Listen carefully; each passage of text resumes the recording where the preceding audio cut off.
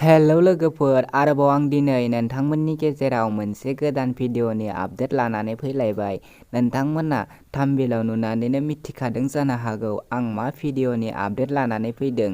लोगोफोर, नोंथांमोना आंनि चेनेलाव गोदानै फैदों, अब्ला आंनि चेनेलखौ साबस्क्राइब खालामनानै गालांदो। फैदो लोगोफोर, दिनैनि बे गोदान भिडिअनि आपडेटनि सायाव। लोगोफोर, नोंथांमोना दासिमबो निउबो एपखौ डाउनलड खालामाखै, अब्ला नोंथांमोना प्ले स्ट'राव थांनानै निउबो एपखौ डाउनलड खालामनानै लादो। लोगोफोर, नोंथांमोना डाउनलड खालामखांनानै गावबा गावनि मबाइल नाम्बारजों रेजिस्टार खालामनानै ला। जेब्ला रेजिस्टार खालामगोन, अब्ला नोंथांमोननाव नैफोरबायदि अपसनफोरा नुजागोन।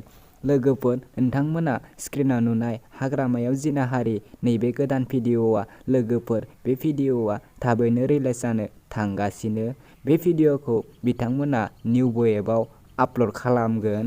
बिथांमोना बे भिडिअनि फुल आपल'ड दासान्दि खालामथ'वाखै। बिथांमोना ट्रेलारखौ निउबो एपआव आपल'ड खालामनानै होबाय। नोंथांमोना निउबो एपआव थांनानै ट्रेलारखौ नायनानै लाहैनो हागोन।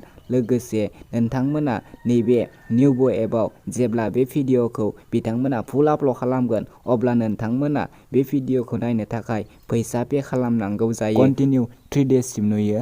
लोगोफोर, नैबे हाग्रामायाव जिनाहारि डिरेक्सन आरो डाइरेक्टरानो जादों जोंदाव बड'सा। लोगोफोर, नोंथांमोना जानो हागौ नैबे भिडिअखौ नायनो थाखाय बयबो नेनानै दङ। बिथांमोना स्क्रिनाव लिरनानै होनाय बायदिब्ला हाग्रामायाव जिनाहारि नैबे भिडिअखौ 5 मार्च 2022 मायथाइयावनो बिथांमोना निउबो एपआव फुल आपल'ड खालामनानै होगोन। नोंथांमोना डेटखौ नुदों जानो हागौ। जेब्ला बिथांमोना नैबे भिडिअखौ फुल आपल'ड खालामनानै होगोन, अब्ला आं नोंथांमोननि गेजेराव आरोबाव खनसे आपडेट खालामनानै होफिनगोन। लोगोफोर, बेखायनो नोंथांमोना आंनि चेनेलखौ साबस्क्राइब खालामनानै लाखि। जेब्ला बिथांमोना फुल आपल'ड खालामगोन, नोंथाङा थाबनो आपडेटखौ मोननाय बायदि। लोगोफोर, नोंथांमोना 5 मार्चसिम नेनानै थादो, अब्लानो नोंथांमोना नैबे गोदान भिडिअखौ नायनो हागोन।